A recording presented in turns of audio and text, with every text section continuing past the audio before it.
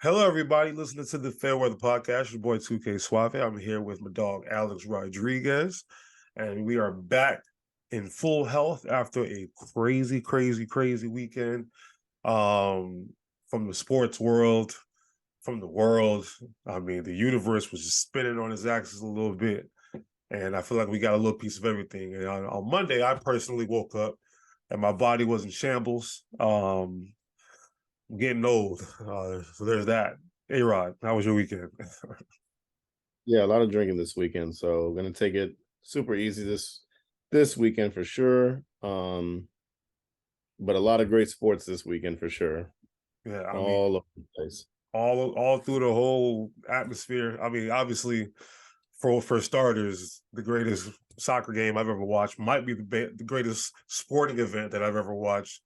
We were able to watch that game together at Riveters, and yeah, it lived up to its hype. And then in the NFL, we saw crazy as shit, history being made, monstrous comebacks, huge choke jobs, you know, guys getting hurt, guys. It's just, I mean, we've bad refereeing. We saw it all. So, yeah, I mean, let's kick this bad boy off. So, Let's do it. um, obviously, keeping it on that Saturday, there was a lot of choke jobs that happened on that day, and we got to just kick it off with the Colts game and the Vikings game because I ain't never seen nothing like that before. So I want to give me your insight on what you experienced with that soccer football game. All right, so that game, I literally was going to lunch at what is it, Green Lemon. So walk into Green Lemon, and it's like right before the half, and it's 33-0. And I look at that game and I'm like, well, the Vikings really shit the bed this week. Colts, I sent you the text message of the funny stat. Jeff Saturday is the first coach with the last name Saturday to coach on a Saturday. That wasn't a But we funny thought we stat. were. I was so annoyed. It is pretty stupid. But he was definitely looking like he was in line to be the first Saturday to get a win on a Saturday, and the Vikings said, "Hold my beer." And we preach this all the time, man. Like primetime Cousins can never shine in those big lights. But when it comes to regular season Cousins, dude is on point. Um, Vikings did everything they could to win that game. And no offense to Matt Ryan, but he's been in this situation before. And he lost it. And throwing one touchdown in the game ain't gonna help you win this game, to be honest with you. I mean, the field goal kicker was out there doing his job, and he used 5 for 5 on all his field goals, had like 18 points, 18 of the 33 points. And the defense got a touchdown. So like, what are we really doing here? And I mean, Jonathan Taylor goes out, that hurts you as well. But as I'm sitting there eating lunch, I watched a touchdown throw. I'm like, okay, they're gonna claw their way back into this game. It's what every team does. They don't want to go out without swinging. And then they just started. I'm sitting there conversing, and I look up again, and it's like 27-33, and I'm like, I got to find a way to stall. I got to find a way to stall and watch the rest of this game because this is amazing what's happened. But yeah, the Giants do. I mean, the Vikings, like really made Jeff Saturday and the Saints look really stupid on the big stage on Saturday. So I don't Like know, man. Great win. It was a great win though. when that game started, I was like, oh, first of all, I woke up hungover on Saturday. I don't normally get hungover. I think I'm pretty like I've gotten past my youngin days when I used to get hungover all the time. My body's gotten used to it now. So, but on Saturday, I woke up. We had a holiday party the night before. I drank a lot of red wine, and yeah, it got to my head the next morning. So I completely forgot that there was going to be NFL football in the first place. I was watching Deion Sanders' son chop it up at with Jackson State game, and they ended up losing that. So, it was, that to me was like an impressive game. Shedeur Sanders throws a touchdown to send it to overtime. I thought that was going to be the highlight of the day, right? And like you said, the Yeah. Vikings said, hold my beer, because I didn't see, there's no way you could have predicted this, but when it was 33-7, I was like, okay, they scored. It was when it was 33-14, I said, I tweeted this. I said, the Colts better not let the Vikings win this game. And sure enough, I could just see the momentum shift. And we talking about Kirk Cousins. Technically, that's a primetime game because it was the only football game that was on at the time. And my man threw for 400 yards in the second half alone. My man put up 50 fantasy points. Like he went out there and just killed it that fourth quarter. And I mean, I already know how I feel about Jeff Saturday getting that job. I mean, I don't understand the logic behind it. And Matt Ryan, to me, has been the most average good quarterback I've ever seen. I mean, yeah, he got to a Super Bowl, but the man has already given up a historic comeback in the past, 28-3, and now that's nothing. 33-0. Zero. All you have to do is just not give him back the football. Don't be stupid. Run smart plays or run the clock. But same shit that they did in the Super Bowl with Atlanta, same shit Jeff Saturday just pulled. And it's embarrassing. It's the choke job for the ages. We're probably never gonna see anything like this before. But I mean, kudos to Kirk Cousins. Honestly, we can all poo-poo on the Colts all we want. The Colts are 4-9-1 or some shit like that. They're a bad football team. Okay, let's just keep it a buck. But Kirk Cousins, he has his moments where he really will impress you, but then he does dumb shit. So it's like I understand the hate that he gets, but he been rocking those gold chains all year, man. I saw a tweet that somebody said, somebody give Kirk Cousins his chain back. I was like, yeah, it's like give him back his chain because they were ready to snatch that shit at halftime. So I'm proud of him, even though I don't want the Vikings to be that good because they're in my conference. I'm proud of what they were able to accomplish because that's hard shit. Hard shit. But as far as other teams that choked, who was the next team that choked? Oh my God. Can we talk about Bill Belichick? Can we talk about Matt Patricia? Can we talk about Jacoby Myers and Ramondre Stevenson? Can you please tell the fans what you experienced on that last play of the game? Yeah, so I didn't watch this game personally, but I did hang out with Sammy from Townie Sports that night, and I saw the highlight, and my jaw dropped, man. My jaw dropped. And he just looked at me and said, "I don't want to talk about it." And I get that. That's a crazy play. All you had to do was just like kneel the ball and or try and go for a score. And if there's no try, go to overtime. That's it. Exactly. That's it. You have one play, get the play off, and that's it. Get the play off and then go into overtime. The Patriots are notorious for pulling off wins in the overtimes, and may the better team win right there and then. And I think the Patriots could have held their own. But instead, you hand the ball off to Ramondre Stevenson, which was the correct play to do. And he runs for an elegant 25, almost 30 yards and says, "You know what? There's a guy behind me. I'm going to pitch it back." Bonehead right there. However, Ramondre is just as guilty as Jacoby Myers, but I'm pointing all fingers at Jacoby on this one, man. I get it if you do another pitch back, but still don't just get tackled, go to overtime. But for you to throw the ball across the field, and not even have the right handing on it to throw it, and it just goes to former Patriot Chandler Jones, who was waiting for something like this, and he's not going to be stopped. And then on top of that,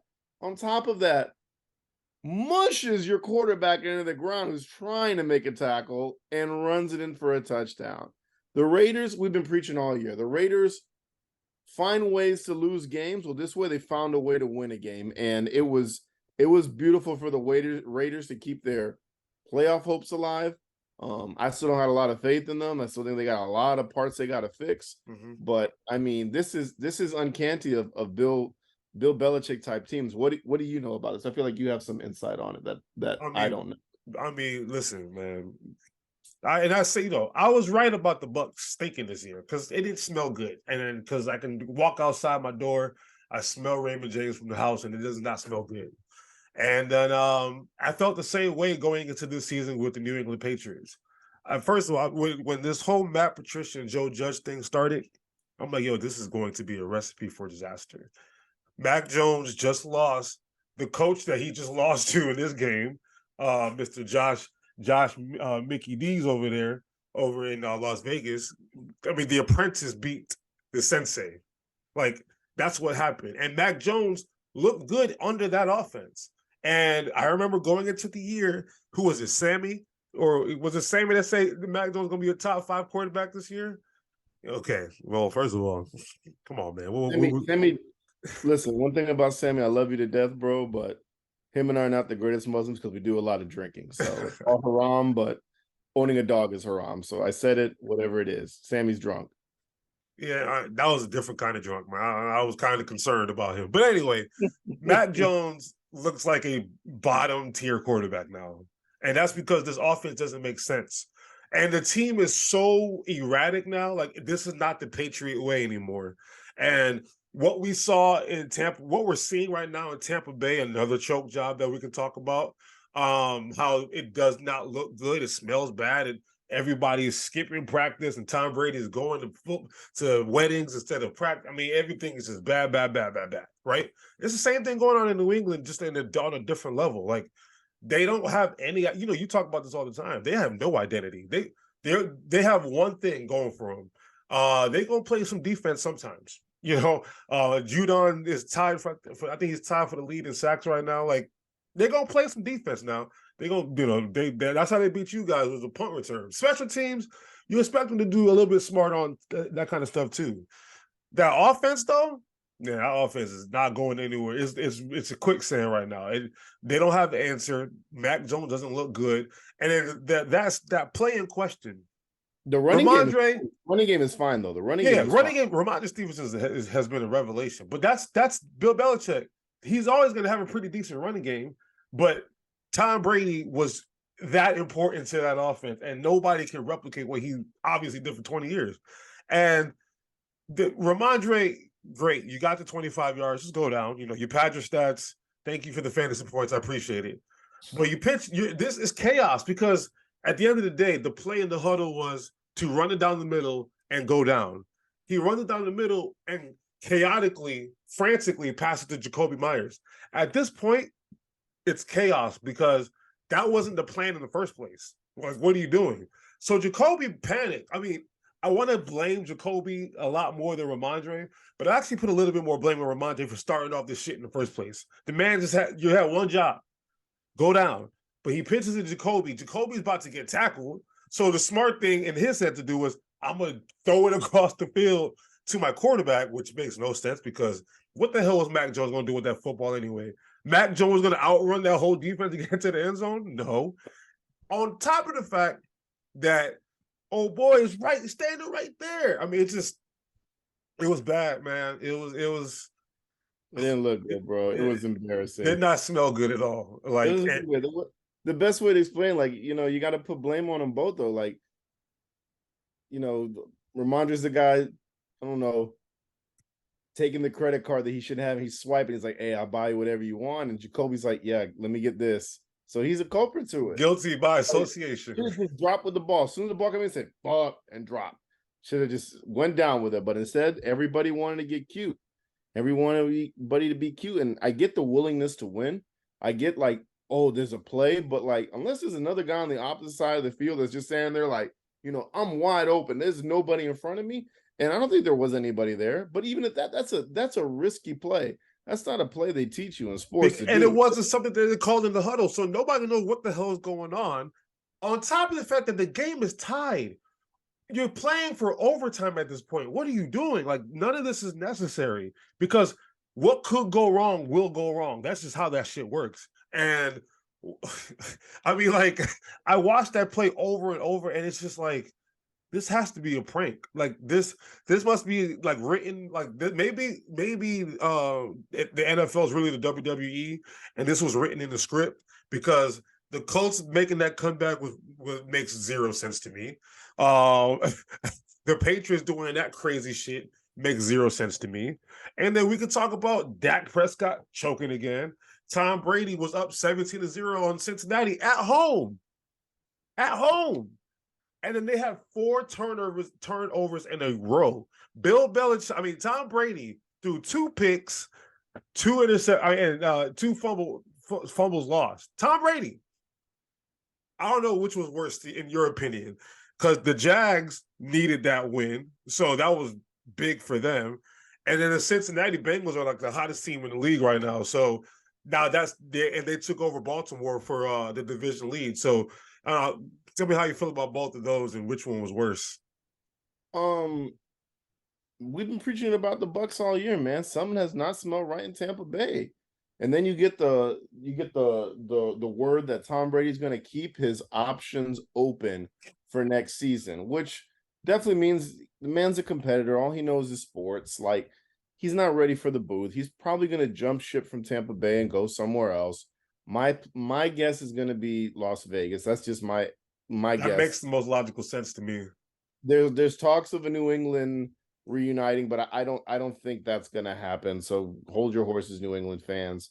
But I mean, we don't think of Tom Brady as a guy who gives up leads. When Tom Brady is comfortable with a lead, we know, like, that's it. That's the end of the game. Tom Brady's just gonna, stick more knives in you and make it hurt as much as he can, because he's a dog, man.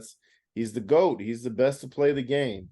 But he hasn't looked like that this year. He's had some incredible wins, and he's had a lot of really bad ones this year. And the team on offense I just don't get it. How you can have so much talent on offense and be so bad. It makes no sense to me. Like, him and Mike Evans, they don't look at each other anymore. That relationship is strained. Something's off. Strange. Something is off, and I can't put my thumb on it. Maybe we have to get Plesson here and get Real Bucks Talk and try and discuss that, because I really want to know. Because I took, for the first time ever in one of my fantasy leagues, I took Mike Evans. I was like, I'm gonna spite all these Bucks fans because Tom's gonna be throwing touchdowns like it's nobody's business. Yeah. First few games were good, and after that, it's just been mediocreness. It was all good just a week ago. Exactly. Funny what? But yeah, I mean, we've been saying Joe Burrow is on. We don't talk enough about, and I still feel like we're not talking enough about Joe Burrow. Because it's Cincinnati. It's just weird to talk about Cincinnati. It is. And what's weird about it is, like, they're the hottest team in the NFL right now. We'll get to them in a second, the Lions and the Jaguars, like, right on their tail. And San Fran. And San Fran too. But San Fran, we expect that out of San Fran. Even though with the quarterback now, I mean, Purdy has no pedigree, has nothing to really, like, hold a torch to what he's done in the NFL, but he's showing you what he can do. He's serviceable, and that's all you got to be, is serviceable in a time like this. So, I mean, Joe Burrow is easily an MVP candidate. But we want to focus on Tua and the star-studded offense around them. We want to focus on Josh Allen and everything he does for that team. We want to focus on Mahomes. We want to focus on Hurts, but we don't talk about the 3 receivers that he has, and a decent tight end, and 2 good running backs that are there that he works with. But Joe Burrow beating Tom Brady, I was about to text you and be like, I think our picks were bad that week. We should have went with Tom. And sure enough, I was like, nah, KK can rest today. Not Joe Burrow. Yeah, and then we can jump to the Cowboys and the Jags. I personally didn't watch that game. I felt like the Cowboys are going to easily take this one and mollywop the Jaguars. But Mike McCarthy, I mean, we preach this all the time, and I know you'll probably get into a little bit about your assessment of the wide receiving core in Dallas. It sucks. Outside of CeeDee Lamb, like, it's not good. They got rid of Amari Cooper, who you and I thought hates the game of football but gets a paycheck. Dude is balling in Cleveland. And I think he's just like a stone-faced person. Like, he's just really is having so much fun. He's just, like, having the time of his life. Kawhi Leonard. Numbers. He's literally Kawhi Leonard, but plays. So he's definitely would have been a good mentor to keep there for CeeDee Lamb as long as they could keep him there. But Jerry Jones wants to shine. Jerry Jones wants all the lights. Jerry Jones wants that shit to shine on people. And they're not ready for some of that stuff. And I don't think CeeDee Lamb is personally ready for that. But Michael Gallup ACL injuries are hard to come back from. A dime a dozen do very, very well after it. Everybody else is just mediocre afterwards. And Michael Gallup has always been mediocre. He was a serviceable 2 for a little bit, but then they went and got players to leapfrog him, and then he got hurt.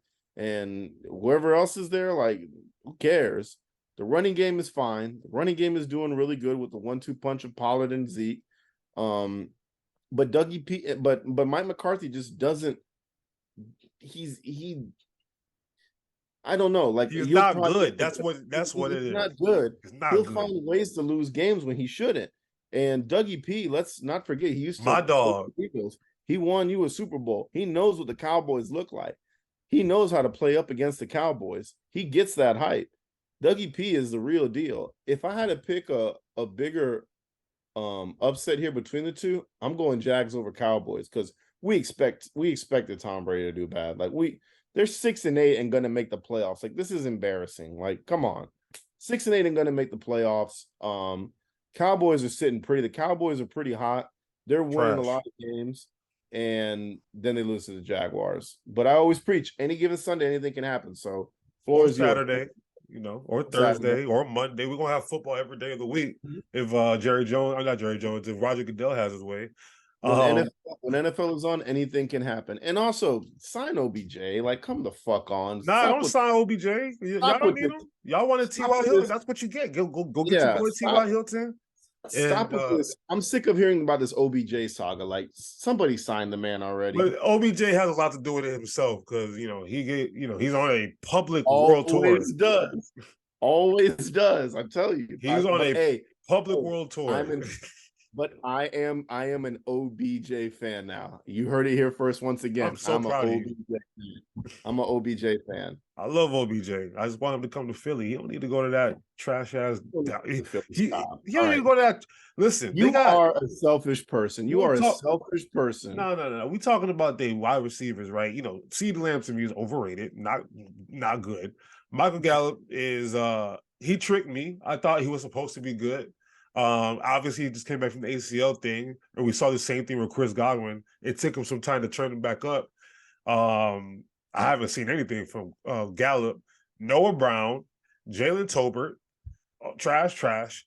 Dalton Schultz, okay, overrated. What they got? No, he's good. Fine, he's good. What they do have, though, is Mr. Tony Pollard, and he's making everybody's life a lot easier. And, the smart thing that they have done is allow those two, him and Zeke, to be, featured in the offense a lot more. But when it comes down to it, for all the marbles, do I want Dak Prescott saving my juice? First of all, they almost lost to the Texans last week. So we already know that they suspect. And then it turned out around, go up by 17 points and still find a way to lose to Jacksonville. The Cowboys don't do it for me. They don't scare me. I ain't concerned. They ain't nothing to me, bro. There's nothing there. Tampa Bay, we've been saying it all year. I've been saying it all year. I've been saying this since Gasparilla when they fake retired. I said, Tampa Bay gonna suck next year. Even when he came back, I'm like, nope, I don't see it. Offensive line is gone. He's playing tap dance back there, and they making his ass tap.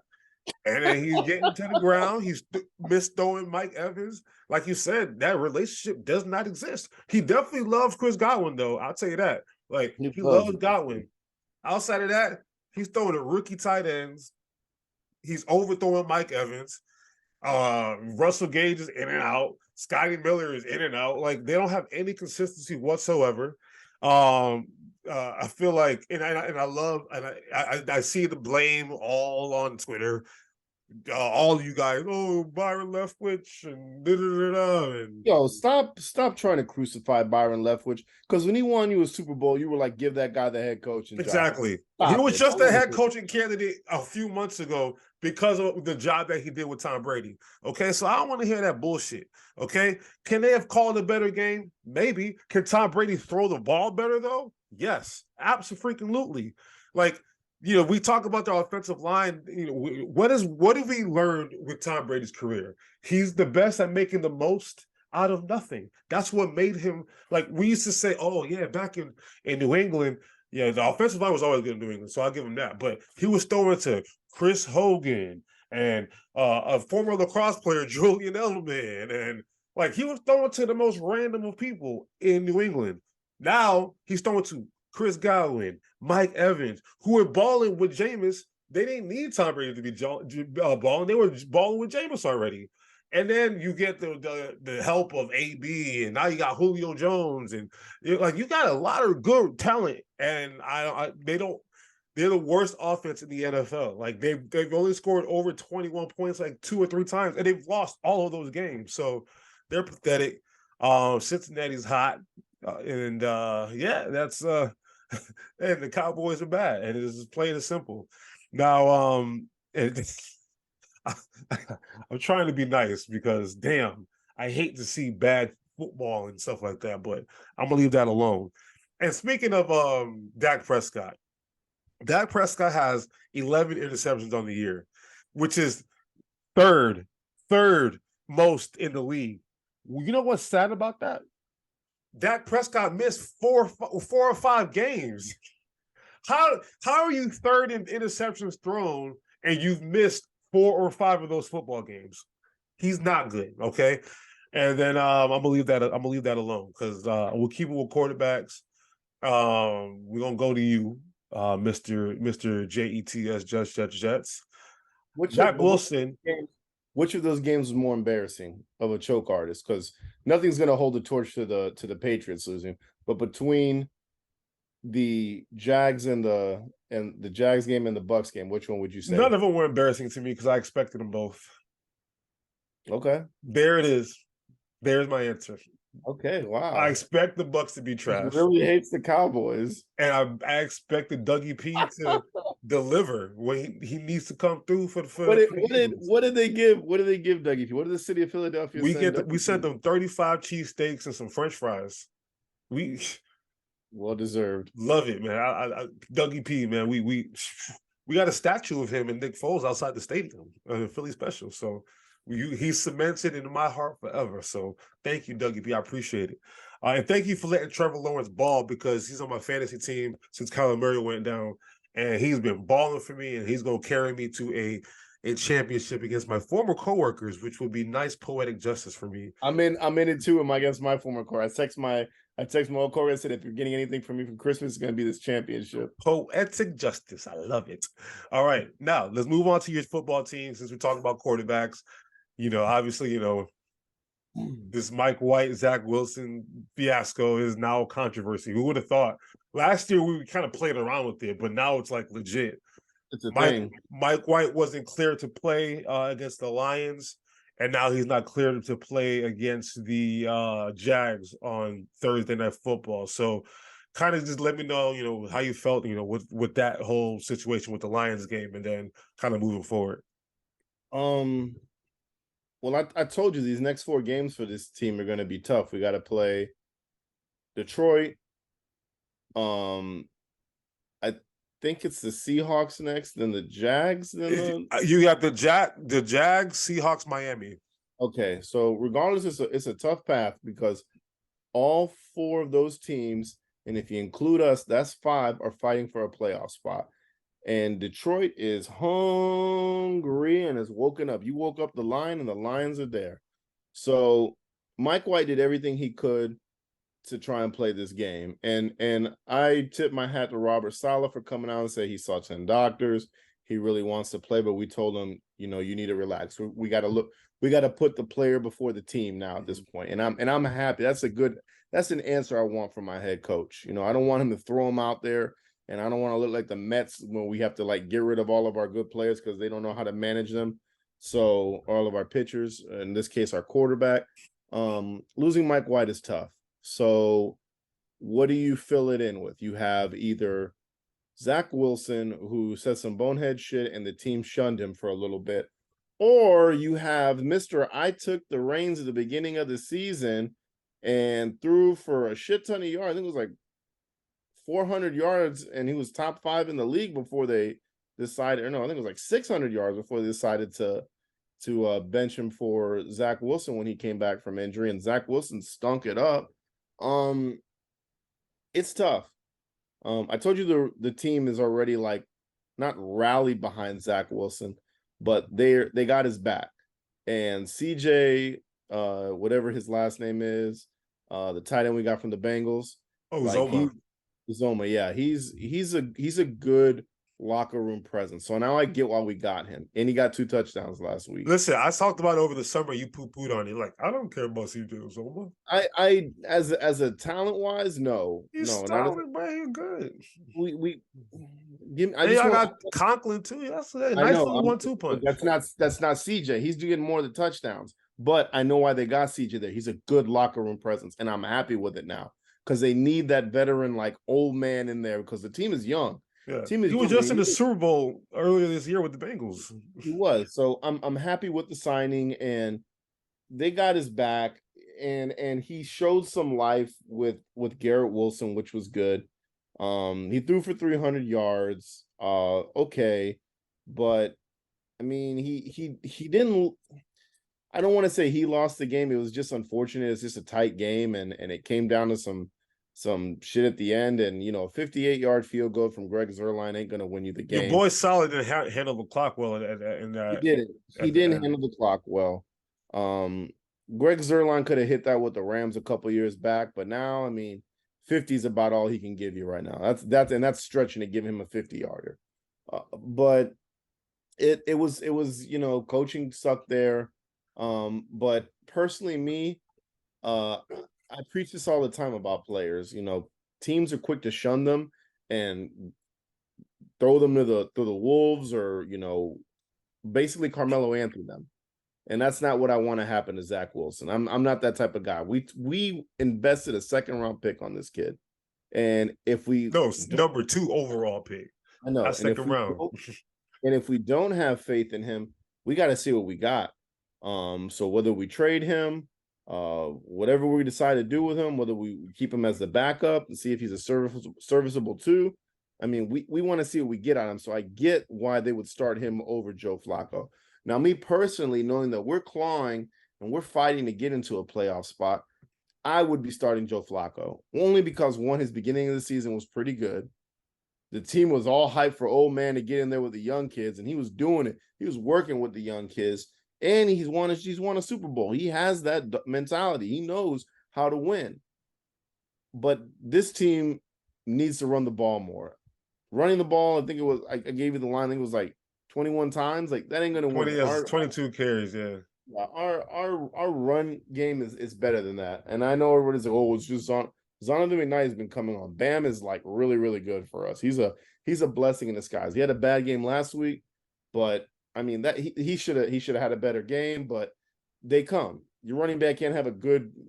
Everybody's not Derrick Henry. No one's going to play like Derrick Henry for you. And stop looking at your fantasy stats. Look at the other stuff they do. Look at the blocking. Look at all the other stuff that those guys do. But these next 3 games that they got are going to be scary. And then we get to play, like you say, primetime football on Thursday, 1 versus 2. It's going to be Zach Wilson because Mike White isn't cleared again. And I'm happy that they're going to go this route. But if things start off shaky with Zach Wilson, you got to pull him, man. I'm sorry. You got to pull him because we've lost more games this season because of Zach Wilson than we had because of the defense and the coaching. So personally, I understand what they're doing. I'm 50-50 on everything. If it were me, I'd be putting Joe Flacco only because we know what we get with him. We know the winning mentality we have with him, or that he has, not with him, that he has behind him. And he played pretty good in his first 4 games, even though they lost very close games. But that's just me. I'm nervous as fuck. I think it's going to be scary for the Jets to try and sneak in, but anything is possible. We've seen a crazy week. What are we, week 15? Week 15, yeah. 15. Yo, quite frankly, and the decision for why Zach Wilson will be starting is because you invested a number 2 overall pick on him, aka he's costing y'all money. So the Chris Johnson, Woody Johnson, the owners of the team, they made the call down to the GM. GM made the call down to Saleh, like, yo, you starting Zach Wilson. All right. Like, this story's cute, whatever. You're starting Zach Wilson. Because at the end of the day, They did not invest that type of pick. Like, why do you think they try to run? Why do you think San Francisco tried to run Garoppolo out the door? And because they invested, No, don't leave, don't leave, don't leave, don't leave. they That's what they're like traded now. picks to get Trey Lance, and because like you can't make that investment in the player and not start him. So they said, all right, Garoppolo, you got to go. And they to their credit, they got lucky. They got to hold on to him, and he still goes down again. So Brock Purdy show. But yeah, I mean, with y'all situation, it's going to be a little tough for y'all to get into the playoffs. Even if it was Mike White, I mean, even when Mike White was playing, I mean, like the Vikings game, like he played well in that game, but like they couldn't overcome the overall, of what Minnesota was and stuff like. They couldn't get that last play in, and you got the Jags, which is going to be that's a big Thursday night game.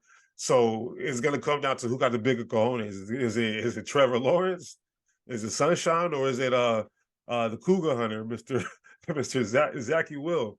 And if you ask me, I'm like, I don't like to pick against my own team, and I wouldn't want to pick against your team. But the way Trevor Lawrence has been looking lately, it's a bad boy, man. That defense better come and play.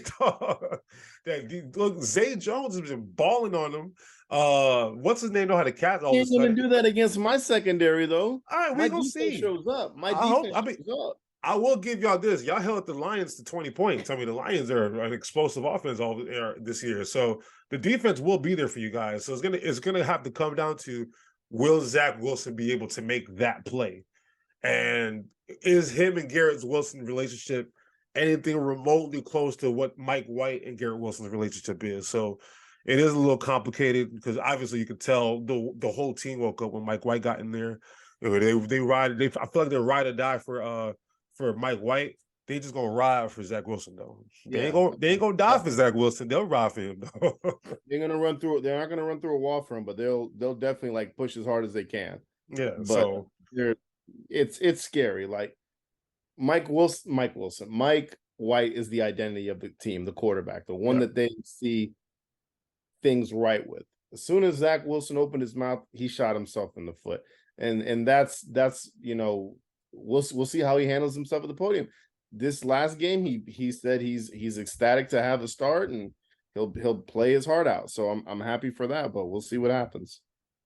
I mean, we can kind of just keep it there. I mean, again, it's y'all, Miami, Chargers, Titans, Jags, like y'all basically all fighting for just a couple of spots. You guys are just on the outside looking in, tied with the Patriots, both 7-7, but the Patriots do have that tiebreaker over you guys. Jacksonville 6-8, Las Vegas somehow still in it 6-8, Cleveland somehow in it 6-8, Pittsburgh somehow in it 6-8. Trying to hold off Tennessee, the Chargers, and Miami. So, who you think? So, first of all, who's going to win the AFC South? Tennessee or Jacksonville? So, Tennessee is 7-7, and they have the Texans, the Cowboys, and then the Jags. The Jags are 6-8, and they have the Jets, the Texans, and the Titans. So basically, they're gonna all three of y'all playing each other, and y'all gonna cancel each other out in some way. But who's gonna win the AFC South first of all? The AFC South is trash along with the NFC South. So we all know that. The South is not where it's at this year. The Union is winning this year. Oh man. Both South teams could go into the playoffs with losing records almost. Could happen. It could happen. Very much so. And Tennessee and Jacksonville, I think it's going to come down to that final game. I think it's coming down to that final game. But if I'm a betting man, I'm putting Tennessee to win it, win the division, and get into the playoffs for their division. Baltimore sitting pretty. I think they'll be okay when Lamar comes back. I think the Chargers have finally woke up. Miami, though, that's the last spot. I did say at the beginning of the season Miami would not make the playoffs. I remember saying that. I also apologized to Miami fans and said I'm sorry for how I looked at this team. They're the real deal. I'm kind of like teetering on that one right now. Yeah. I don't see Pittsburgh getting in. I don't see Cleveland getting in. I don't see Vegas getting in. Jacksonville is cute. It's down to New England and the Jets. Me as a super fan, I want them to leapfrog and get in there with Miami. But then once again, it comes down to the final game of the season, and we got to see Miami. Yep. It's going to be a bloodbath. Um, if the Jets could have won last week, I would be a lot happier with all of this. But if I'm a betting man once again, I'm going to pick Miami to get that final spot into the playoffs. Yeah. I don't. After what I saw with New England last week, They're cooked. it's not that they're cooked. It's what we've been preaching all year. Like the offense isn't there. Mac Jones, you see him frustrated on the sidelines, complaining.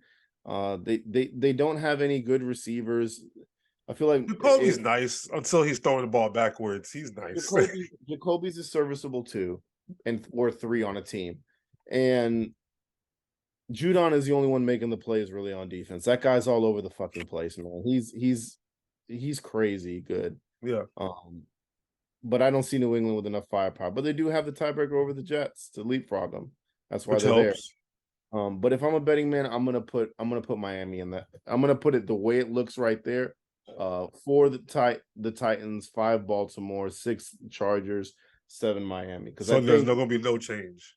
Yeah, I don't think there's gonna be any change there. I think it'll be like that. I think the Jets could sneak in at 7, but it's gonna come down to that last game. And even with Tennessee and Jacksonville, I think it's gonna come down to that last game to see who gets that spot. Yeah, I think the Titans-Jags game is going to be definitely coming down to whoever wins that game gets in. They might have to flex that game to like the Sunday night football game or something like that. That seems very exciting. And so the Jags got to play y'all, the Texans, and the Titans. And the Titans got to play the Texans, the Cowboys, and the Jags. So how much do I believe in the Titans? Somehow they always find a way to make the playoffs.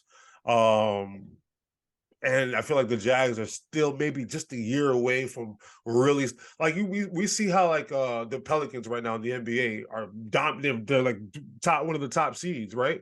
We all knew at the end of last year, when they come back next year with Zion and CJ McCollum, we know they're gonna be one of the top seeds. And I feel like Jacksonville, with one more decent draft, one more decent offseason, I feel like next year they'll be able to make that move. But if I was a betting man, I'll probably bet the Titans to win the division. But my heart wants to see Dougie P in the playoffs, so that's going to be tough for me. But the Titans got playoff experience, so I got to give them that. At least at the end of the day, I got to give them that. And they got Derrick Henry, I got to give them that. Okay. Baltimore, they got to get Lamar back. I'm a little concerned about Baltimore, but they got to get Lamar back. That's going to be key to me for them to really solidify that spot.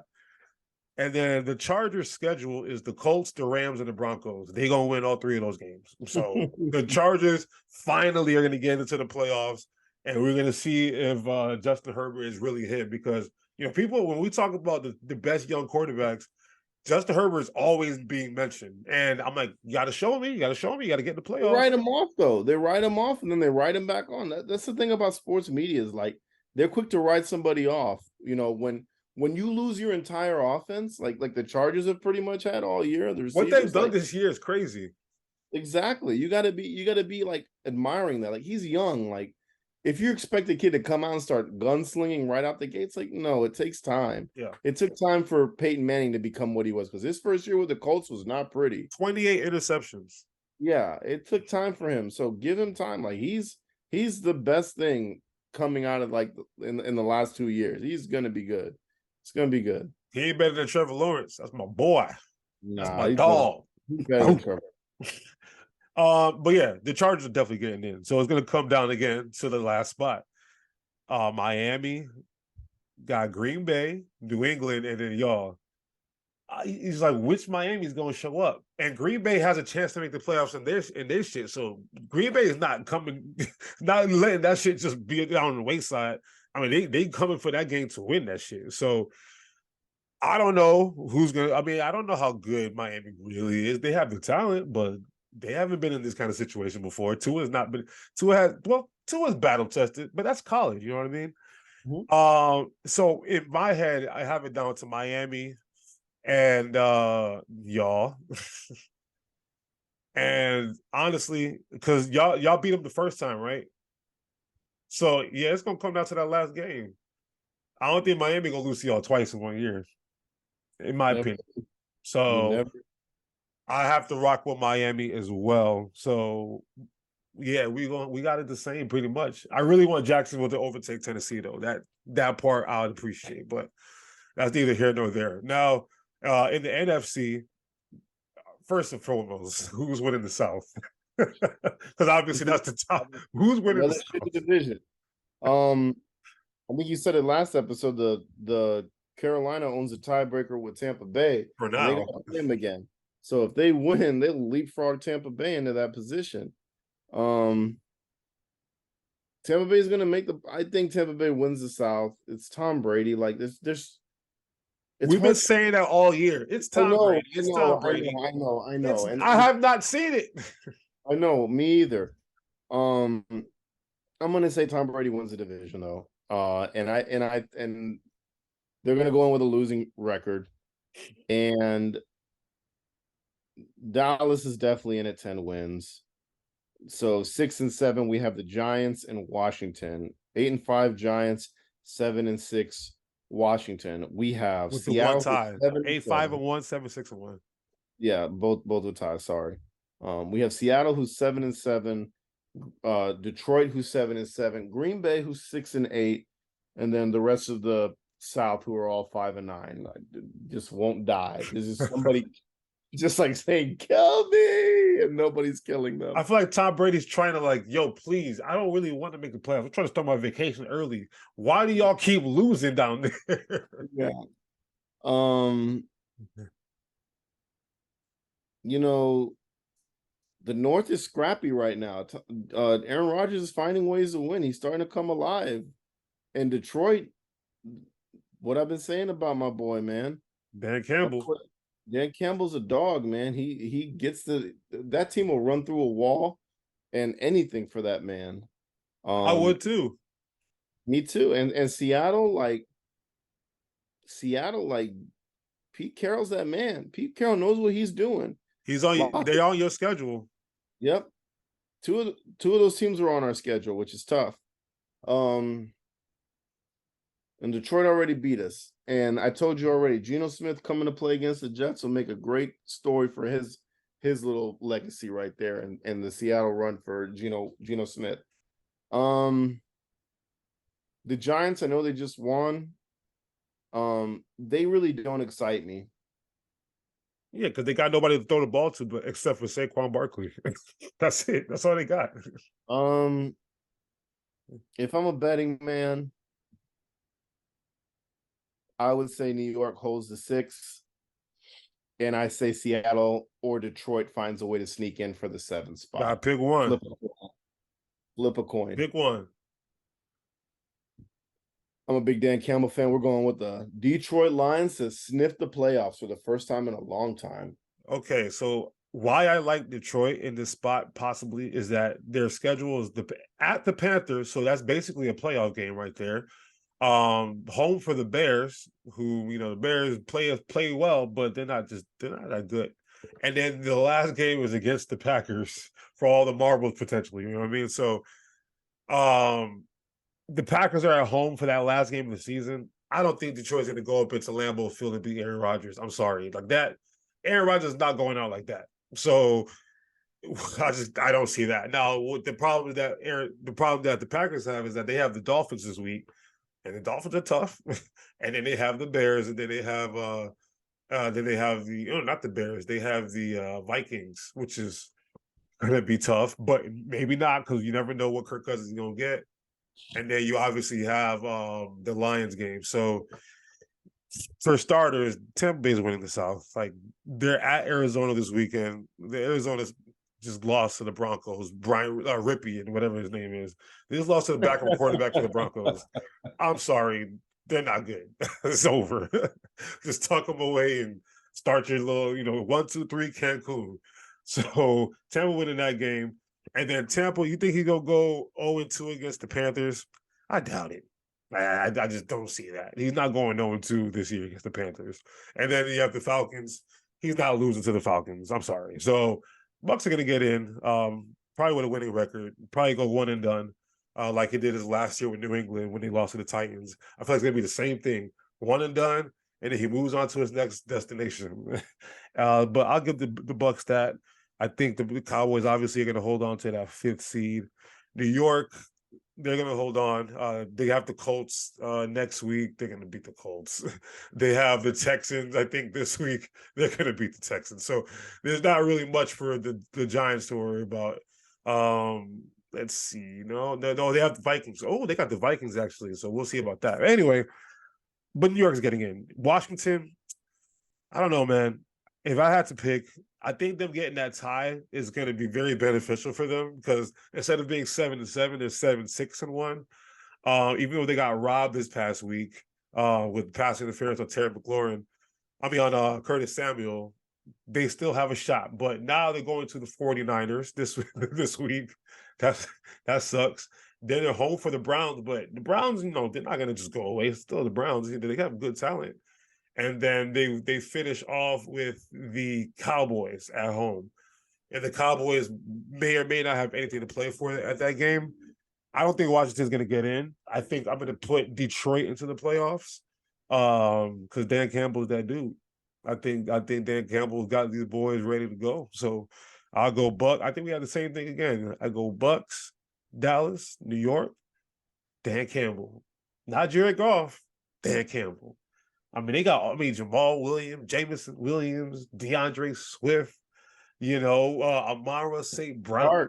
They got dogs out there. They got dogs. So I'm going with my boy Dan Campbell and them, man. We'll see what happens. All right. Let's move on to football. And I meant what I said when I say football. So, because we can't call it soccer right now, we're not allowed to do that. Me, A-Rod, and a few gentlemen were at Riveters on Sunday. Little plug for Riveters. I don't know if y'all listen to Riveters, but a little plug to watch the World Cup game. So basically, let me explain my Sunday to you. I woke up at 8:30 in the morning, and I started drinking at 10 o'clock. And I drank from 10 o'clock a.m. to 10 o'clock p.m. to fit in all the sports that I had to watch that day. And started off with one of the greatest, if not the greatest, everything that I've ever seen in my entire life. I'll let A-Rod set the stage of the World Cup finals. Set the stage, set the table. Let's tease him a little bit. Let's get him in. Yeah, so like KK said, we got up to go watch this game at Riveters. Probably the greatest soccer match of the World Cup, right at the very end, and probably the most entertaining one that I've ever seen that I can recollect. And I called it. I said it was going to go to PKs, but I had another outcome. Messi is a wizard. So in the first half, it was a very boring game. Let's be honest. Like, it was Argentina holding their own 2-0. And then you woke up the sleeping giant of Mbappé. Mbappé, oh my Lord. He is 23. He just turned 24 yesterday or today, one of the two. But he is going to be a star. And he is going to be a star for a long time. Mbappé literally put the French team in his backpack and carried them. The subs in the defense at the end too really helped out. Because I got a brain cramp with homeboy. They had to take him out because he was getting cooked by Di Maria on the opposite side. Starts with a D. I don't know why I have a brain fart. Anyways, they had to pull his ass out because he was getting cooked the whole game. And when that happened, you could see France was playing a little bit better. So we go into 15-minute first. Messi scores again. Mbappe says, hold up, gets the hat trick. And then we go to PKs, and Argentina had that advantage. I'm not going to lie. There's a lot of players in Argentina who are solely from their clubs for their PK abilities. So it comes down to the end where Argentina is winner with PKs, and Messi is the greatest soccer player of all time. Oh my God. He did not just finally admit it. Soccer. There's nothing, you don't have to admit it. You saw it happen. I'm proud of There's you. nothing I have to see anymore. He is the greatest player of all time. He's won Copa. He's won Spanish League. He's won the World Cup. That is the thing to save you. He doesn't have more World Cup wins than Pele, but I mean, still, Pele didn't play at a high competitive level like he did Yeah. when he played in Brazil. So I have to tip my cap. Like I don't hate Messi. I really don't. I'm just more of a Ronaldo fan. What I can appreciate about Messi, what I watched during this whole cup, is I never really took into consideration of how great a player he is. He has been the best player on every team that he has played for, and has been the most unselfish player I have ever seen play.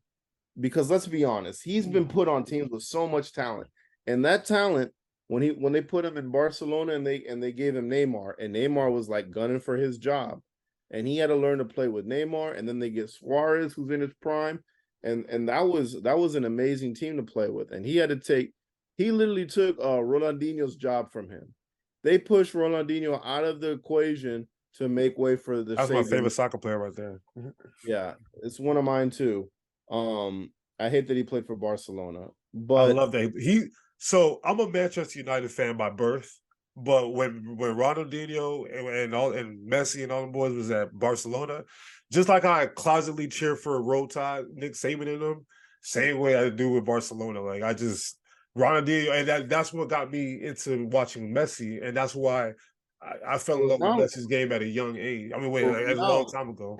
well, Real and Ronaldo had their card every time. They were winning more than they did. But most Golden Boots, most Ballon d'Ors go to Messi. He's got the most of all time in 7.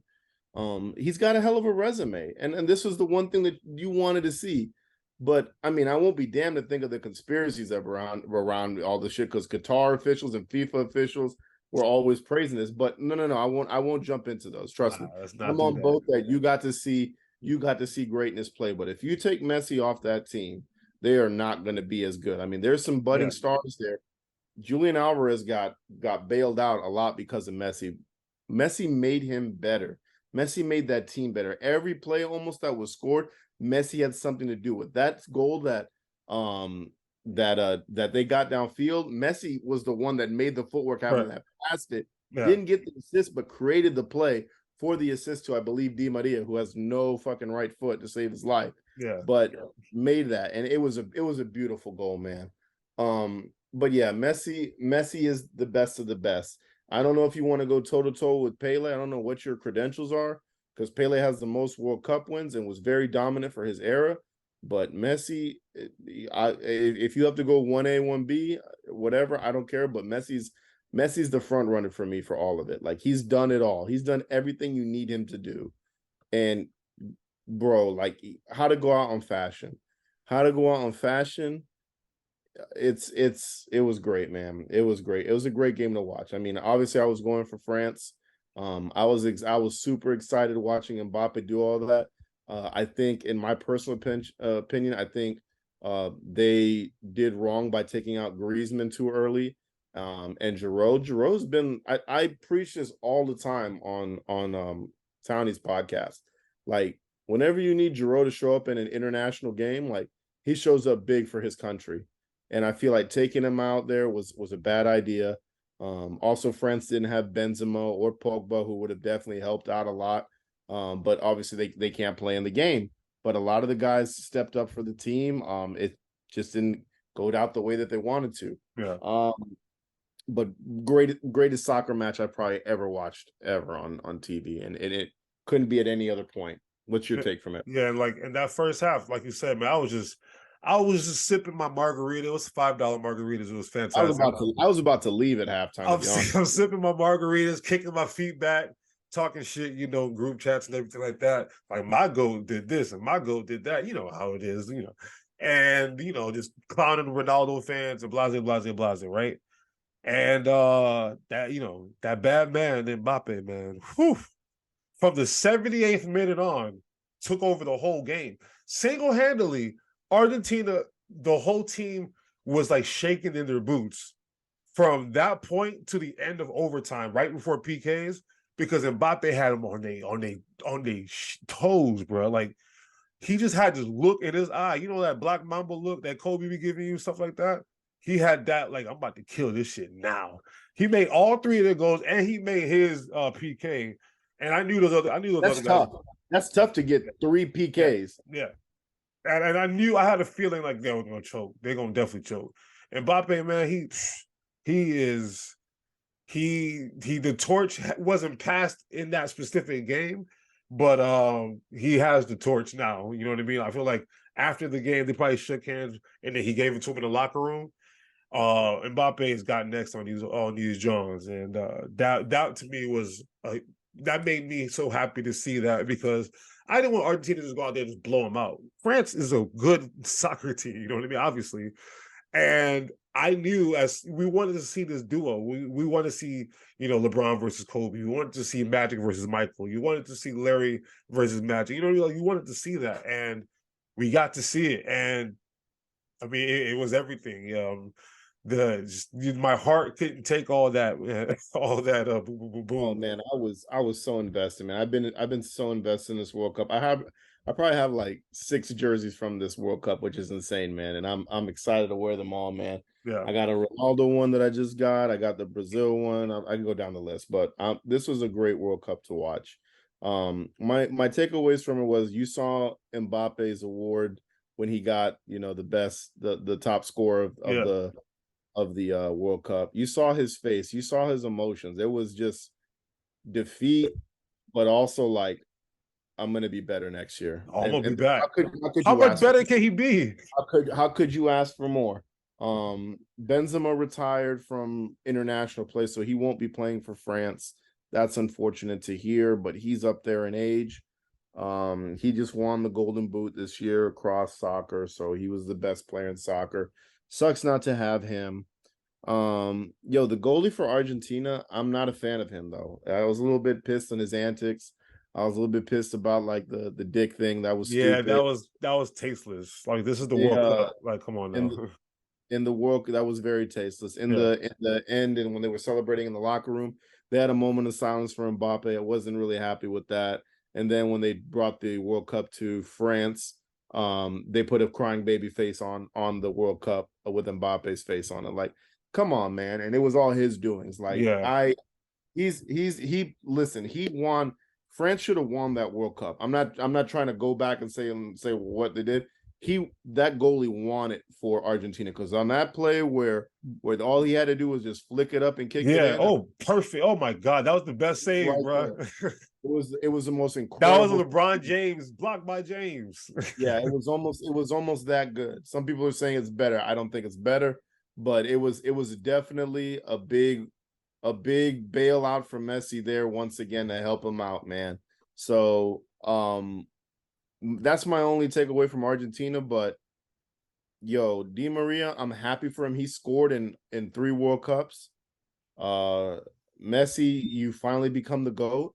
All I can say is I'm a huge PSG fan, and it's gonna be a weird meeting in the locker room between Hakimi, Neymar, Mbappe, and your greatest player of all time, Messi, walking. That was going to be my next point. Because you know damn well that is not Messi's team. Yeah. That's not Messi's team. That's Mbappe's team. That is Mbappe's team. But once again, this is where I give Messi his credit. He conforms to everybody else to make them better. Neymar is still pretty young. I think he just turned 30. He's in his prime right now. You know, you got to make this guy better. Messi's 35. Mbappe's just turned 24. Like, he plays the midfield perfect. Just like when they started with Argentina, he was starting in the midfield and getting these guys active. And then you saw him play the striker position in this last one. Like, Messi can do it all. So tip of my hat to him. Like, I got no beef with him. I still like Ronaldo better. That's just my personal choice. But I respect Messi's game, and he's the greatest football player of all time, man. Good job, man. I'm so proud of you for finally coming around to the truth. But this is all that had to happen, though. This is all that had to happen. No, yeah, that was what was up. He was on the line. He came through. Like, he came through this whole World Cup. I mean, he scored in every single game, if I'm not mistaken. So, I think but one. No, I think he scored in every single one. He might have. I'm not sure. I know he assisted on almost every single play. And that's the other thing. Ronaldo was a great striker, but that's what he Yeah, is. that's all He's he the is. greatest striker of all time. Carmelo Anthony. He's mellow. Oh no, he's better, bro. Mellow on steroids, but he can't conform his game to help out the rest of the team, and that's why he's riding the bench for Portugal. That's why he got dumped by Manchester United, and he's gonna have to go play in Saudi Arabia. That's politics. We can have a podcast on that one day. I'll leave this one alone. Leave it alone. Trust me, I can go all days for that, man. But shout out to my dog Lionel Messi. And that's that. Now, finally, let's get to the National Basketball Association. I feel like we haven't talked basketball in a while, and I'm so ready for this. So the NBA, in my opinion, really starts really around Christmas time. You know what I mean? Like that's when it's like right before the new year, you can kind of see a switch and a shift in everyone's focus. Trade deadlines coming up soon. So now people are really trying to jockey for, okay, what do we really need? You know, to me now we're finally here. You know what I mean? That's why I waited a while to get to the NBA again. What has been the stuff that stood out to you so far? I know you're gonna talk about the Knicks, but add to that because the Knicks are doing well. I'll give you that, but add to that is more than just the Knicks. You have to pick the Pelicans. The Pelicans are fucking insane right now. They're doing so good, and I know everybody was pissed off at Zion the other day. A car accident just happened outside my house. Oh wow, that's wild. Does it sound bad? Yeah, we're gonna keep rolling though. But the Pelicans, like I know everybody was pissed off with Zion the other day and him doing that dunk on the. I wasn't pissed. I love that. I wasn't either. He took it personal. Yeah. He remembered what they did last season to him, and he had the best answer for it. I loved his answer for it. So I'm not mad at Zion. I'm not mad the way the Pelicans are playing. But how about the Magic sticking it to the Celtics not once but twice, man? And Eddie House is out here crying and shit. Yeah, fuck Eddie House, man. But give me my fucking flowers for telling you Paulo was gonna be that dude, man. I know you hate Duke players, but Paulo is that dude, man. He's front runner rookie of the year unless something happens. Yep, you get your stars for that. You know I'm gonna talk about the Knicks, man. The Knicks, they are a headache, but they seem to have figured everything out. And I love that like RJ Barrett is comfortable with being a 3 on that team. I'm comfortable with him being the 3. He should be the 1, but let the hot hand go. Let the hot hand go, and you can see how unselfish RJ Barrett is as a player. I'm proud of him for that. Julius Randle's doing what Julius Randle does as the leader, and then Jalen Brunson, like, time for you to shine, bro. Show us why we paid this money for you. He's playing really good basketball. Yeah. We need a point guard, and we finally got it. Now Mitchell Robinson is a question mark for me. I don't know what you get with him. It's kind of weird. Like he always is in foul trouble, and then whoever we're starting at the small forward position, can improve there. But the bench is playing well. I don't like this blackballing of Cam Reddish. That kind of bothers me. Isn't he getting traded for sure though, right? That's what I heard. They're gonna have to. Yeah. Like he's a healthy scratch every game. And it sucks because he plays well. I don't get why they want to like. It's always something in the locker room, something small, and you know how it's Tom Thibodeau. Like, come on, he demands that respect kind of thing, and Cam's probably not having that. So, yeah, that to me has to do with some locker room shit that's going on because obviously the talent is clear. All right, I got 2 more for you. Yeah. The Sacramento Kings, Mike Brown. I'm happy for you, bro. Keep doing your thing. Develop that talent, put them together, and make a run for this. And the Utah Jazz, boy, were we fooled in the beginning of the season, but did we know this was all a joke? So come on down to earth, Utah Jazz. Although there was a sighting of a Jazz fan at the World Cup. Yeah, like it was a Donovan Mitchell fan, probably. It was probably somebody get that guy a new shirt. It's probably a Donovan Mitchell fan. He needs to get a Cleveland jersey because if LeBron played for the Utah Jazz, I'd be wearing the same thing too. I get it. So all right, that's good stuff. Boston is like 5-5 in their last 10, and they lost 2 in a row to the Orlando Magic. And Eddie House is talking all this shit and crying. I'm proud of the Magic and how they've been playing. Markelle Fultz is starting to look a lot better. They have Bobo, who's already is Wembanyama already. They don't even need to go get Wembanyama for France because they already got a Bobo. Like, what you gonna do with a Bobo and a Wembanyama? Like, it's the same exact player. To me, Bobo is like that. So I like what the Magic I got bet you going they on. tell him that in the. I bet you they tell him that in the locker room and say, if you don't play well, we're gonna go get him. And We're he's gonna like, get well, your I'm gonna stay. replacement because we obviously don't need you. Yeah, We get him. exactly. It looked just like you basically, but he went first overall. But so yeah, I like how they've been coming along strong. Obviously the Knicks have been pretty, decent this year. But the team that no one's talking about, it's like when they're playing well, no one's talking about them. The Brooklyn Nets. They're 19-12. They've won 9 of the last 10 games. They've won 6 in a row. Kyrie Irving is averaging 26 points a game. Kevin Durant's averaging 30 points a game. Their team is starting to gel. Ain't nobody talking about the Brooklyn Nets now. They're playing well. They're in the 4th seed right now, right? 1.5 games behind Cleveland, who was another revelation. How much of an impact that Donovan Mitchell's had on that team, but let's not forget Brooklyn is still one of the teams that's going to be favored to win this whole thing because if they don't have any, look, they're not going to have. There's not going to be any Kyrie Irving having to leave the stadium anymore because there's no vaccination thing for him. They're not going to have to worry about him, doing something random because I think he's finally learned his lesson. As you can see, he's been pretty quiet these last couple of weeks. He has, but Kyrie Irving never count Yeah, myself but out with Kyrie. that suspension, and he had to go to the principal's office, Mr. Adam Silver. Adam Silver gave him a nice little like, yo, bro, you got to stop. And then I think that Nike thing probably is like, that was the other thing. Like, when you lose that, I mean, I know he's going to probably go for like a black or brown owned shoe thing, which is fantastic. But that Nike money was good. So I think those two Top things. selling shoe. Yeah. Who's the top selling shoe for Nike? Exactly. That sucks. Exactly. So those two things probably was the reason why he's like, all right, I'm gonna chill out, play my game, and that's it. So to me, Brooklyn is doing well, and I think they're gonna be a force to be reckoned with. I still right now think Milwaukee's the best team in the East, in my opinion, because Giannis is to me still the best player in the NBA. And then over in the West, Zion is healthy this year.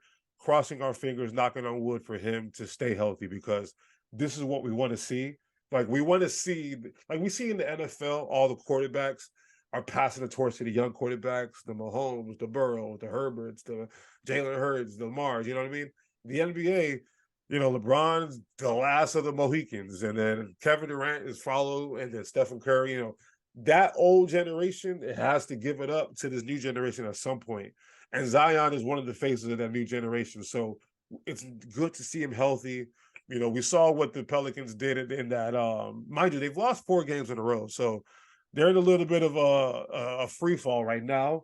They were at one point they were number 1 in the West, but they're they gotta get their feet back together. But Zion, I'm just happy to see him healthy.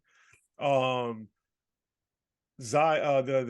Nuggets, Jokic is crazy, man. He had like 40 points, 27 rebounds, and like 13 assists. I'm like, bro, this dude is remarkable. And Embiid, Joel Embiid too. We had this conversation last year about the big man being back. They're all like the leading scorer. Joel Embiid is the leading scorer in the NBA. Joel Embiid is the leading scorer. And then Giannis is number 4.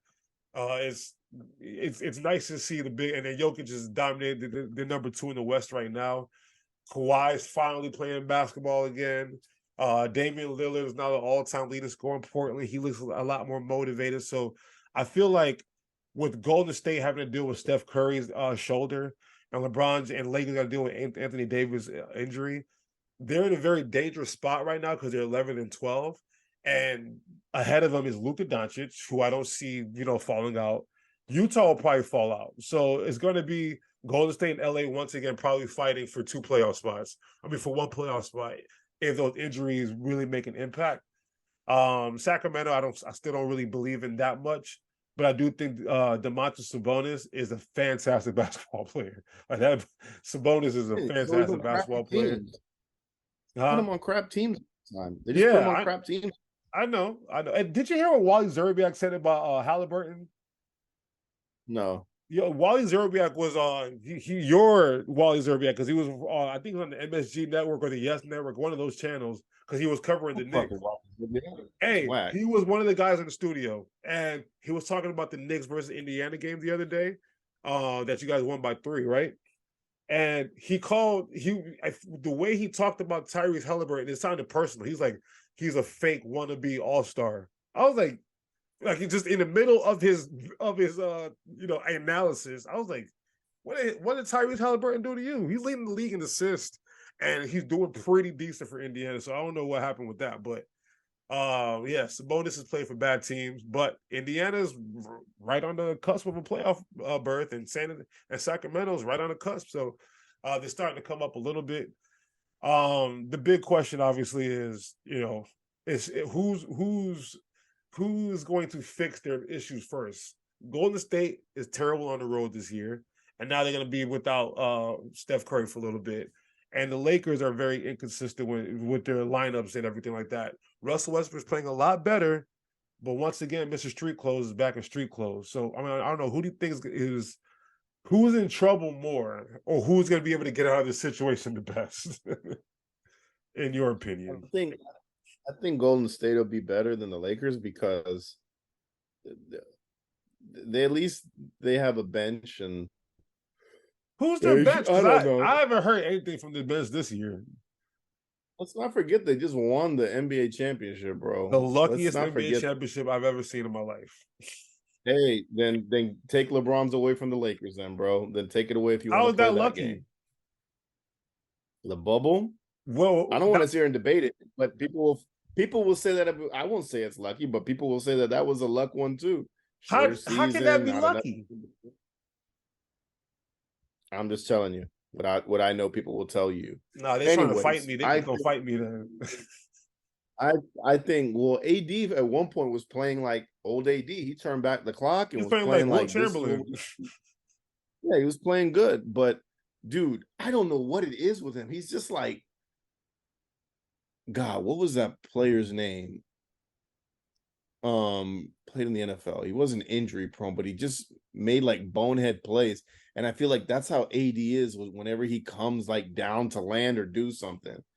Rob Johnson, that was the guy. Rob Johnson always was making bonehead plays in the NFL. Like the way AD comes down on anything, gets a rebound, his legs start sliding. Like, bro, I know you love Kobe. I get it. But you know what? Kobe wore some high top shoes. Yep. Get those ankles in them bitches and stop wearing low top shoes. I'm over this bullshit. I'm over this bullshit. This dude went to help up LeBron and almost, if you were Lakers fan, you had a full. This man is always this street clothes AD, man. He's trying to do what Derrick Rose did for so long on his injury and give us his best Derrick Rose impression. He's about like 400 claps away on the bench to tying Derrick Rose all-time clap record, man. So not having AD is going to hurt them. Now, the Lakers are always swirling about these trades and stuff. Like, you and I say this all the time. Like, I don't know if they can really do that. But we've seen stupider things happen. We've seen Danny Ainge do what Danny Ainge does. I'm trying to figure out what's out there that they can go get. So I don't think they're trading Russ anymore. I think, and like I said before when the season started, man, I'll be onto some stuff when I be talking. I said, if Russell Westbrook decides to come off the bench, he will win Sixth Man of the Year. It's that simple, because that is a role that's perfect for him for the situation that he's in. He comes on the court when LeBron's off. He plays on the ball when LeBron's on the bench or LeBron is playing. Like it just works, okay? It just works. And that's part of the reason why AD's having such a good season, because Russ is feeding him the ball properly. So same thing is going to happen with Thomas Bryant. I think Thomas Bryant is a pretty good basketball player. I think this is going to be good for him this next couple of weeks to fill in that AD role. But what trade is out there for him? I know DeMar DeRozan and Zach LaVine are not getting along right now from what I've been reading. Chicago does not look good. And I know DeRozan wants to be a Laker. Like he's made that crystal clear. And there was a trade package that Shams or one of them said that was proposed or something like that. And it would work. Get rid of Kendrick Nunn, Patrick Beverly, and somebody else, and like a 2028 draft pick and you get DeMar DeRozan. Like, oh, and I think it was DeRozan and somebody. If it was Vucevic, it's probably not Vucevic, but it was definitely DeRozan and somebody else. Yeah, I And think I saw it. that would be fantastic, right? Or even if they get what's his name from Indiana, Miles Turner and Buddy Hield, that would be Yeah, perfect. they're trying to get them both. Yeah, that would be those are the only two that I see that would happen. And I don't know what I bet you Indiana's like, you've been on our dick for 3 years on this shit. Like, pull the trigger or get off the pot, whatever they say. Like, should I get off the pot? Like, do it or not. Yeah. Like, Buddy Hield is slipping away in that offense. Like, and the Lakers are just like, well, you're not using him.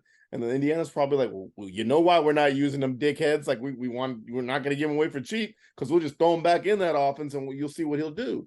So it's like two imbeciles fighting over something like that don't have any like reason behind it. Miles Turner doesn't want to be there. He's literally just putting on his best game face to go out there and play for a team that really doesn't see them in the future when he should be your focal point. I don't get that with Indiana. They get a new player here, like, this is our guy, and then ship him out and like, this is our guy. And Miles Turner's like, what do you want from me? What do you want from me, bro? Like, I'm averaging a double every night, and I'm leading the league in blocks all the time. So what do you want from me? He's at 2.2 blocks this year.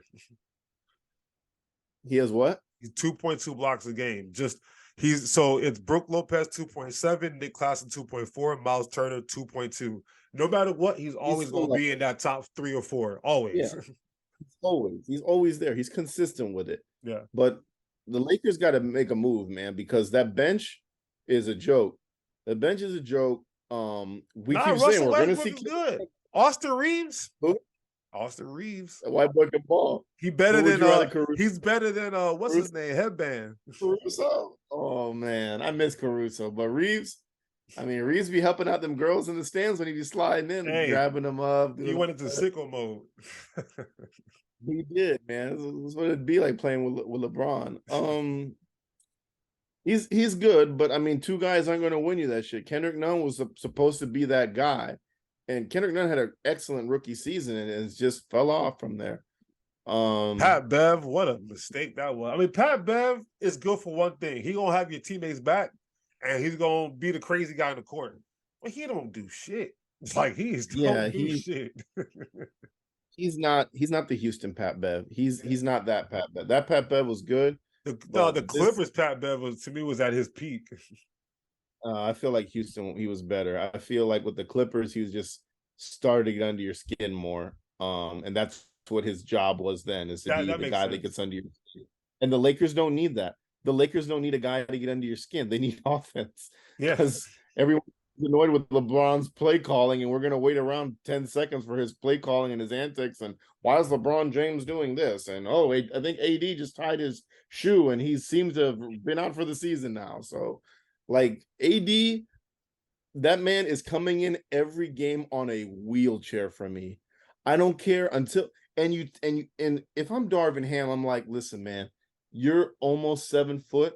I was a 6'9", 6'10", big in the league, and I wore high top shoes every game. I played a long career. They teach you that in middle school. Like, I don't get it, man. I don't get it. These bigs, like, they just want to go out there and beat Kobe. And like, no, I get you might have idolized him, but Kobe was like, damn, I wish I had his height. Yeah. Look at Hakeem. Look at those guys. Work them down low games. Yeah, you got your 3-point shots. The high top shoes ain't going to make you fucking not be able to shoot a 3-pointer. Like, come on, man. Like, AD is embarrassing to watch all the time now. I'm sick of talking about AD now because it's like he does so good and you're like, there it is. And then he gets hurt. And it's like, I don't want to blame him for getting hurt, but fool me once, shame. Like, it's like if it walks like a duck and it talks like a duck and it quacks like a duck, it's not a chicken. It's a damn duck. Like, that's what it is. And if it's every single time he gets nicked and bruised, it's his back, it's his Achilles, it's his knee, it's his foot. It ain't Russ. It's not Russ. And Russ is doing what we said he needs to do. Yeah. Russ is literally coming off the bench and could possibly be a 6-man candidate. He's playing good off the bench. He got that shit on lock. And AD AD just can't stay fucking healthy, man. I know. So if it's on me, I think Golden State can ride it out a little bit till Steph comes back. But I think the Lakers are in, like, LeBron's got to be like, fuck, I'm 37, bro. I'm 38 next week. 37. 38 next week. Jesus. He's got to do this shit again. Yeah. And I bet you he's going into Pelinka's office every day and he's like, you call anybody this week? Okay. I wouldn't even say anything if I was him. I would just peek in his office, you get a little head bop in there, and then walk out. Like, you gotta put a little subliminal pressure. Yeah. I don't know. I'm curious to see, because we love trade deadline. We love everything that moves around then. Yeah. I'm curious to see what the Lakers move. The best they can do is Kevin Love, then that ain't it. So I don't know. No, because the Cavs are a way better situation than the Lakers. I don't know if I'm Kevin Love, I'm staying my ass. I know, but I'm saying, like, if all they can get is like a Kevin Love or something, like, that's not going to be Kevin Love's role now at this point. So, and he's coming off the bench, so hey, I don't know. He's on the third best team in the East. Here we go, Kevin Love. Kevin Love doing his thing. All right. Let's wrap this B up with some pick'ems. I think last week was bad, if I'm not mistaken. I think I missed a lot of those games last week, me personally, but I've really been slacking on tallying them. I promise to God, right after this show, I'm tallying them all up. I still think you're in the lead, though. I'll wait. I'll wait. You promised me. I'll give you the numbers. I'll put them all down and I'll send them to you, and then we'll have a big fucking reveal on the next one of where we are in week 16. All right. So going into the last couple of weeks, I want to see. All right. We got some weird games this week. So they don't feel as cool as they were last week, but they all have important implications. Giants at the Vikings. You know what? When you come off something, what? So they say skull. Oh, skull. Oh, yeah, that's kind of cool. I was kind of jealous. I was like, damn. But we have fighting with fly, but that skull thing is pretty, it's pretty cool. To me, it's always hard to win coming off of such an emotional high that you just came back from. Like they had the Minnesota Miracle. Remember, and Stephon Diggs is like, I'm him, and then they shot the bed the next week. It's hard, bro. It's really hard. But the Giants are just not that good. They don't do it for me. So I'm gonna rock with the Vikings, who get another home game. Go figure. Lucky them. We'll agree there. All right. Both 6-8. Raiders at Steelers. It's the 30th. I think they said 30th or 40th anniversary of the Immaculate Catch. I think it's the 40th anniversary of the Immaculate Catch. On Christmas Eve. Who you got? God, what a shit game. But they both need it. They both need it. Steelers at Vegas? No, Vegas at Steelers.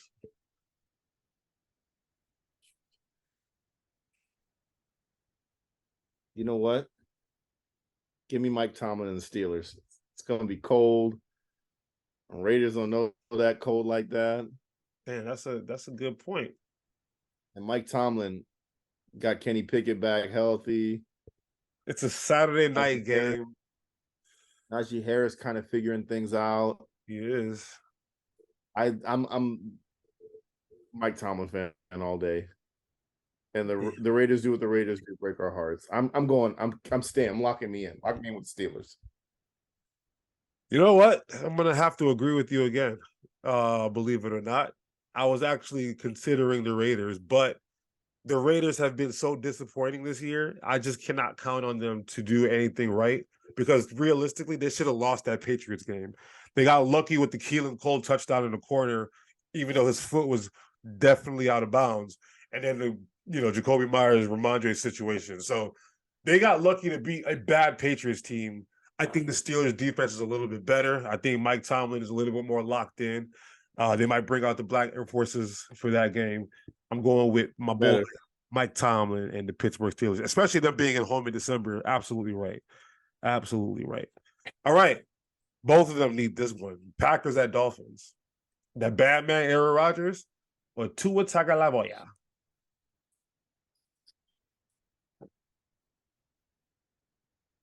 This was tough for me. Yep. because my head says the Dolphins, but Aaron Rodgers has been kind of quiet lately.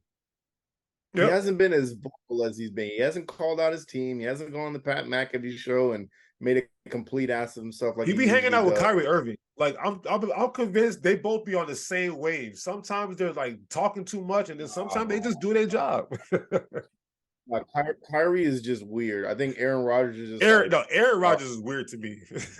no, he's very weird. But I feel Yeah. like Aaron is like, okay, I've done enough stirring of the pot. Now just let it simmer a bit, and I'll just watch everybody talk about it. Both of them need this, and I really want the Dolphins to lose this one. I'm going Packers.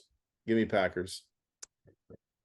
Man, as much as I want to believe that the Packers are going to win that football game, because I do love me some Aaron Rodgers, on the field at least, because sometimes he'd be pissing me off when he opens his mouth too much. Mm-hmm. I don't know. I just think the Dolphins are just a better football team at this point than the I agree. Packers, and they're at home. I'm going to go and Mike McDaniel used to do that San Francisco offense, and he knows how to beat Aaron Rodgers. So I'm going to rock with the Dolphins on this one, much to my surprise, actually. All right, next game. Okay. Bengals at Patriots. You think Bill Belichick going to back it up with another L? Give me the Bengals all day, bro. You don't think Bill Belichick is. go shut that shit Not down? gonna lose on a play like that, but they're gonna lose. They gonna practice their ass off this week, and they gonna fix whatever problems they have. All right, I'm going with the Bengals as well. Mac Jones gonna be tackling dummies. Fucking Jacoby Myers is gonna be the second string quarterback at practice. You can see how to throw. This is Bill Belichick. Stop that. Stop that. All right, last. Saints at Browns. Saints have an outside chance to win that division. Well, they're only a game back. The Browns have a chance to make the playoffs as well. So, what? Who you got?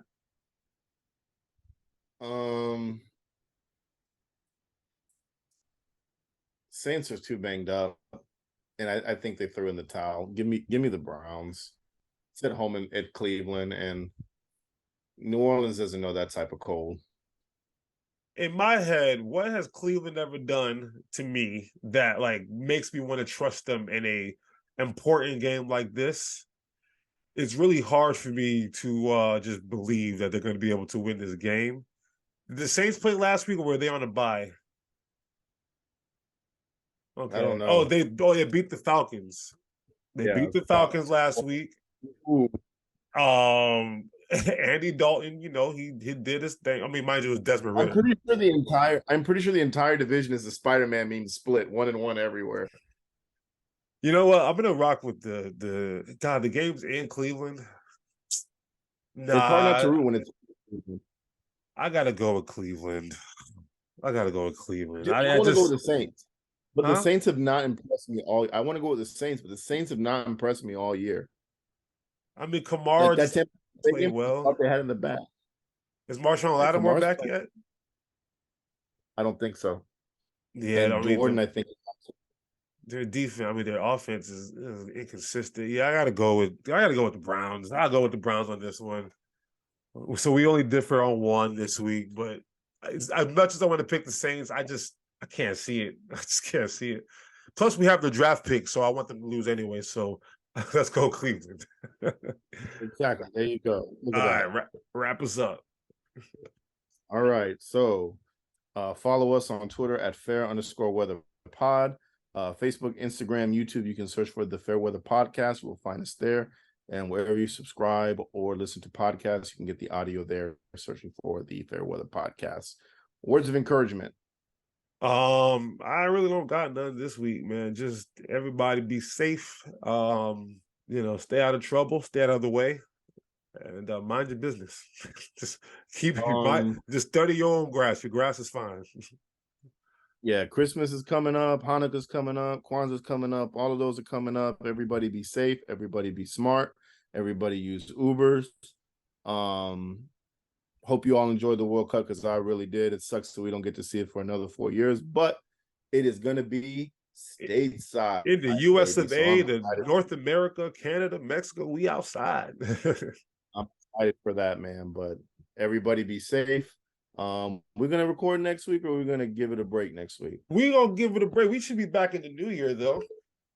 We should be. Okay. Well, we'll see. We'll see, guys. We'll see. We'll see. We'll see what's going on. Be determined. TBD. Adios. There we go.